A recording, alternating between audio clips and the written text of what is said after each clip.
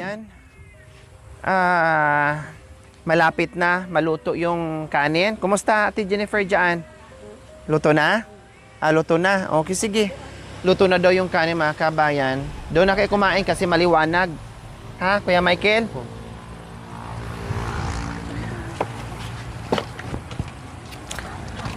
Wala na kayong bigas? Ito na lang yung bigas nyo? Oo. Oh.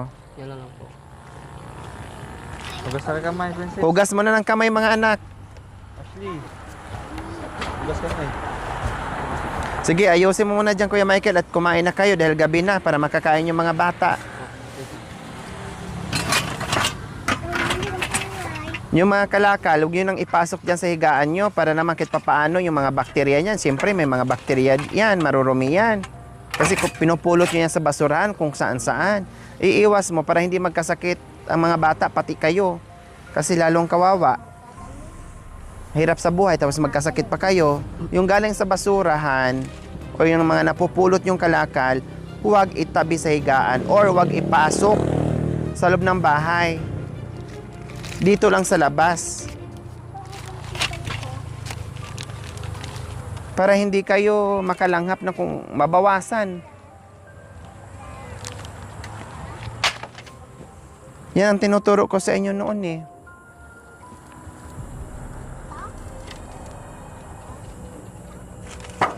Ang basura, nandiyan yung pera sa basura. Pero nandiyan din ang sakit sa basura kung hindi ka marunong mag-ingat. Baka yung kikitain mo sa basura kapag nagkasakit ka ay kulang pa. Higit pa doon sa kinikita mo.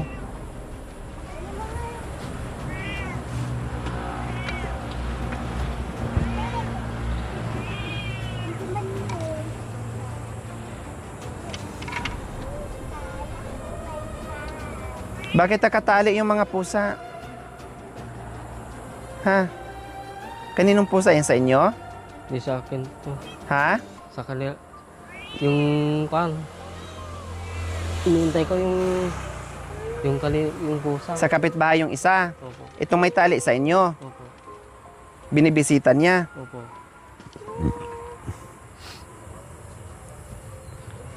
Yan na ni.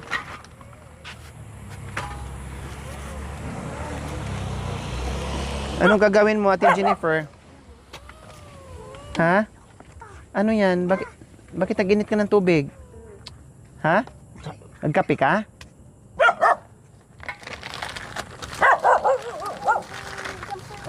Si Ate Jennifer may diferensya sa pagsasalita. Hindi siya makapagsalita ng maayos. May diferensya. Kaya hindi natin siya makausap ng bongga. Yes or no lang. Magsando ka na, Kuya Michael.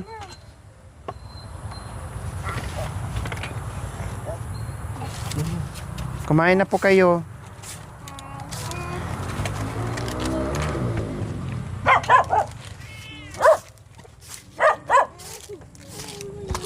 Bukas, huwag kayong umalis ha. Babalik ako bukas. Opo. Kuya Michael ha. Opo, tita. Ay, nakakaawa yung mga bata, mga kabayan. Nakakaawa yung sitwasyon nila. Lahat ng advice, lahat ng ano, mga kabayan, ginawa ko na dito sa kanila. Lahat, no? Lahat.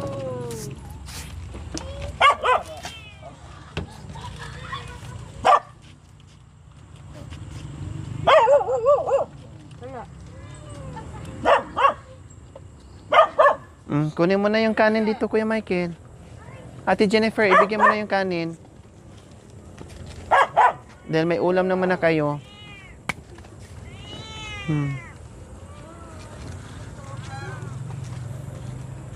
Ba, yung kanin. Saan kayo kakain dyan? O sige, bigyan mo ni ni Kuya Michael yung kanin.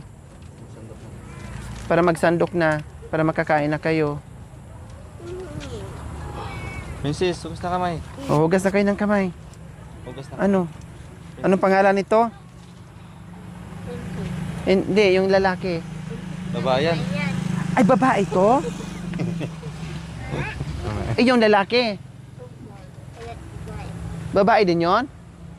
Ah, si Princess pala. Ito pala si Princess? Isa lang pala ang lalaki?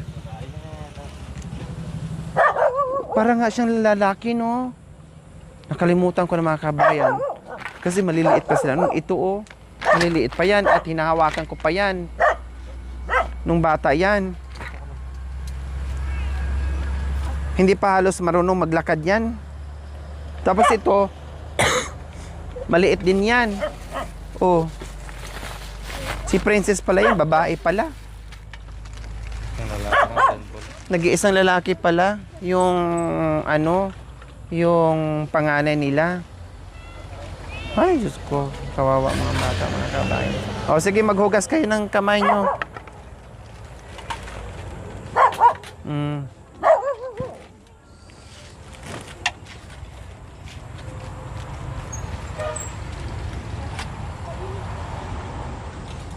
Sige. Bigay mo. Ay, ko eh.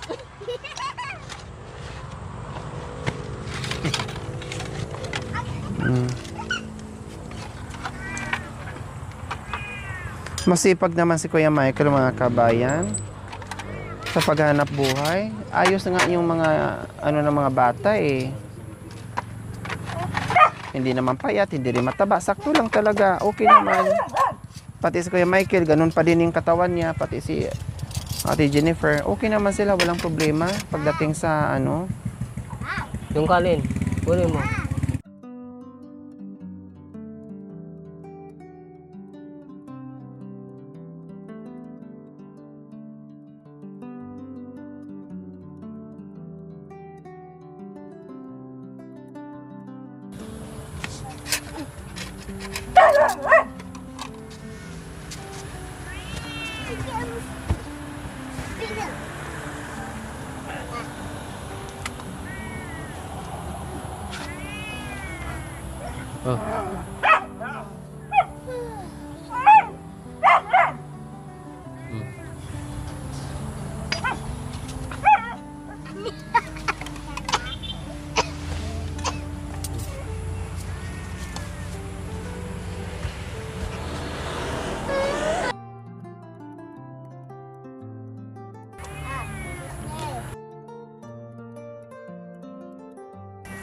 Oh.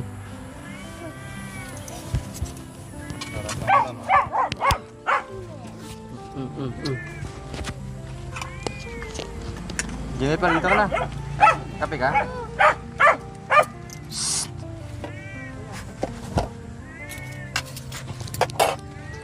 So ayan po mga kabayan, naghain na si Kuya Michael at sabi ko nga kung wala silang ulam sana ay bibilhan ko na lang, pero meron naman mga kabayan. Yan na lang muna ang ulamin nila sa ngayon para makakain na kaagad na hindi na mag-antay. Yun po yung naaktuhan ko dito na dumating ako at maya may dumating na nakasingle po at nag-abot sa kanila ng Chicken Joy. At sabi ni Kuya Mikey, kilala daw niya. So, yun po yung mga inasahan ng mga kabayan na mayroong dadaan dito at nabigyan sila. No? Kaya, may ulam sila ngayon sa gabing ito mga kabayan. Bigyan mo kayo ng kanin, Jennifer. Ano na yun eh.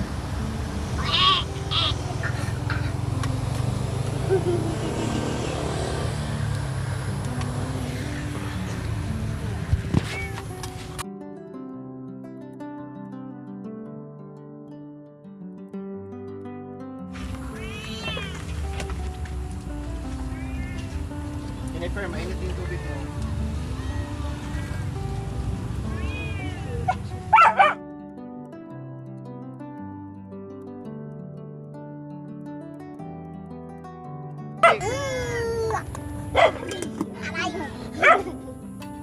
Yung mga.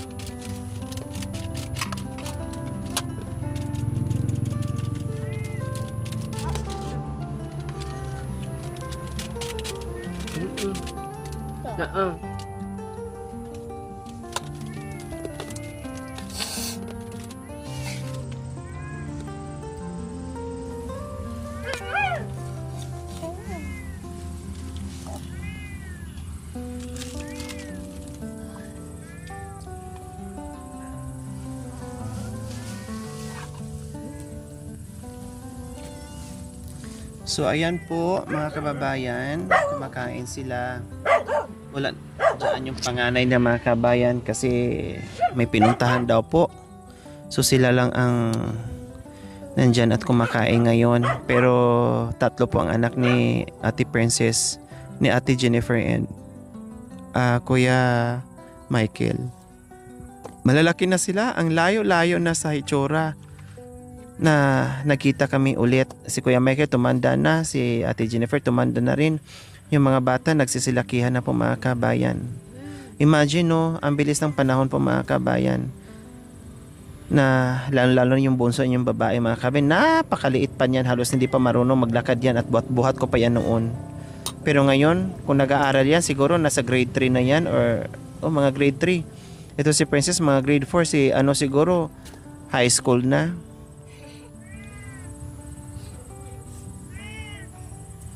Nakakala ko talaga, no? Ay nag-aaral sila mga kabayan. Yun talaga ang buong pagkaakala ko mga kabayan.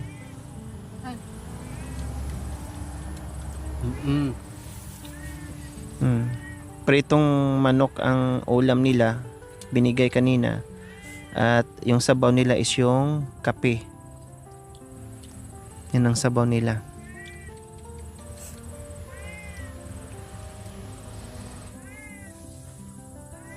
Ang mahirap lang dito mga kabayan, ngayon, okay pa. Hindi pa sila mabulabog dyan sa tinitirahan nila kasi wala pang ulan. At kung uulan man, hindi pa ganun kalakas at hindi araw-araw. Kaya hindi pa nila masyadong ininda yung yung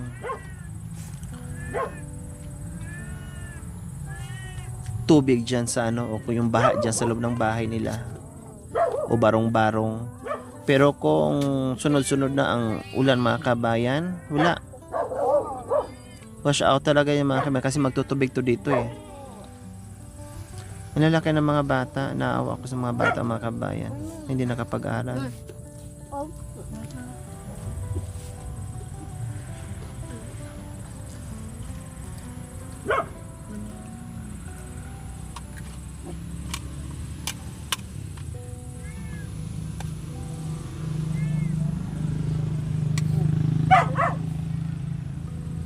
Kasi noon mga kabayan, alam niyo po, nung sa panahon ni Kuya Ronald na nagbantay sila nito, kung hindi lang lumaki ang ulo at kung hindi lang nila nasakta noon si Kuya Ronald. Hanggang ngayon, sila pa rin ang nagbantay at hanggang ngayon, sila pa rin nag-asikaso siguro ni Kuya Ronald, mga kabayan. At hanggang ngayon, nandyan pa rin sila sa poder ko na ma-guide ko yung mga bata. At sila, no? Kailang wala eh. Nagiging pasaway. At dumating sa point po na nasaktan nila si Kuya Ronald po, mga kabayan. Kaya sabi ko, uwi muna kayo sa bahay niyo. Pero kung hindi lang sana nangyari yung mga kabayan, malamang kahit wala na si Kuya Ronald or nasa pamilya na, no? Kahit iuwi namin si Kuya Ronald or ibalik doon sa pamilya niya, kung sila ay nagiging maayos, mga kabayan, manatili sila doon sa apartment. Kasi hindi naman ganun kamahala yung apartment saka tubig. Yung pagkain, matutulungan namin sila. At the same time, pwede siyang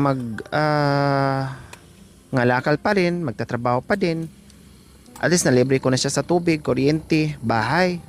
Ang plus, pakainin ko pa siya. May halimbawa, bigyan ko siya ng isang sakong bigas o sige sa isang buwan. Pag kulang, bahala ka na. Ang ulam, bahala ka na kasi nangangalakal ka naman. Hindi naman pwedeng kain tulog na lang po siya doon sa apartment kung sakali. Siyempre maghanap buhay din po siya. Ang sa akin lang, mabawasan yung obligasyon niya at mabawasan yung problema iniisip niya para sa kanya, para sa pagkain nila. Kailang wala po eh. Naging matigas ang ulo, lalo na si Jennifer. Nagiging matigas ang ulo ni Jennifer noon, mga kabayan. Ay, ito John Paul, halika, kumain ka na. Saan ka galing? Ha? Naglaro? O, ito si John Paul yung panganay. Kumain ka na. Sige. Kumain ka na. Ito yung panganay niya. O, nagulat ako, mga kabayan. Ang laki na, o. Ilang taon ka na? 11. Nag-aaral ka? Hindi. Hindi? Oh, sige, kumain ka na doon.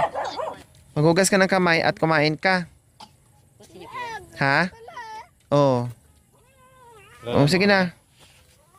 Oh, nagulat, mga kabayan, si John Paul. Nagulat sa pagdating namin. Oh, di ba? Straight to the point yung sagot ni John Paul. Nag-aaral ka? Hindi. Hindi po. Tapos ang tatay, nag-aral silang lahat, nag-module, pinipilit na kahit hindi. Buti pa yung mga bata, kahit papaano. Lalo na si John Paul, yung mga bata kanina, nakatingin pa sila sa papa nila kung sasagot sila hindi or oo. Dahil tinitingnan din ng papa, mapapagalitan sila, kaya hindi na nakakibo. Si John Paul, sumagot ka agad na hindi daw. Papa, naisugat na. Lagi kong sinasabi ni advices Kuya Michael na huwag magsinungaling. Huwag magsisinungaling. Imbis maawa ako, hindi na. Kasi sinungaling eh. Kahit sino, walang maaawa. Lalong maiinis. Kapag taong sinungaling. Kapag yung taong kausap mo na sinungaling, lalo kang maiinis. Mawawalan ka ng awa. Mangingibabaw yung inis at galit. Sige, kumain ka na dyan. Humabol ka na dahil wala ka eh. Anong oras na? Mabiro mo si John Paul, napakaliit lang yan. Parang si ano lang yan, yung bunso niyang babae. Si John Paul noon na nasa bahay pumupunta at kasama na nila doon sa apartment. Kasing laki lang ng bunso nila. Pero ngayon, ang laki na ni John Paul, 11 years old na. At malaki na rin si Princess. Pati yung bunso. May ulam pa ba si John Paul? Wala na? Hala. Bumahala. Anong ulam niya? May kanin pa. Meron pa. Ha? Meron pa.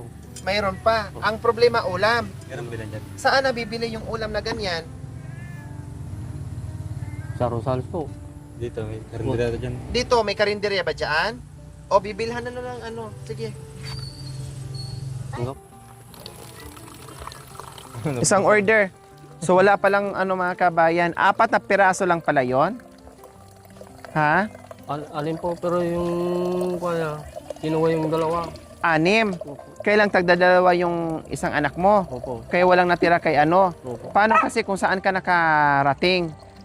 Anong ginawa mo ba, John Paul, anong nilaro mo doon? Nanood ka ng TV?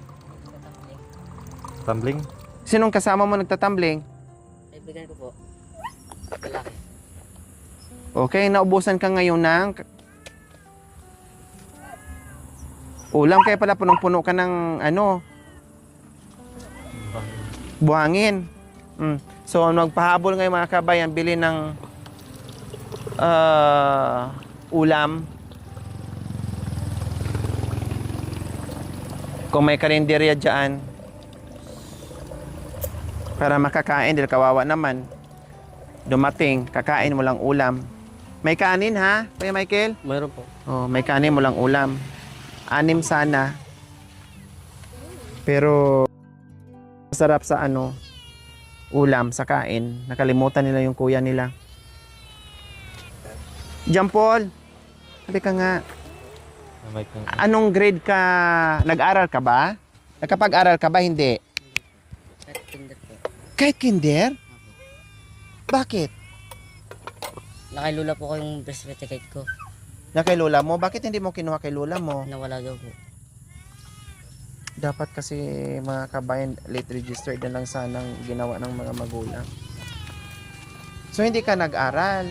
Akala ko talaga kayo nag-aaral. Kasi sinabi ko na yan, tinuro ko na kay mama at kay papa mo yung mga birth certificate nyo, kung anong dapat gagawin.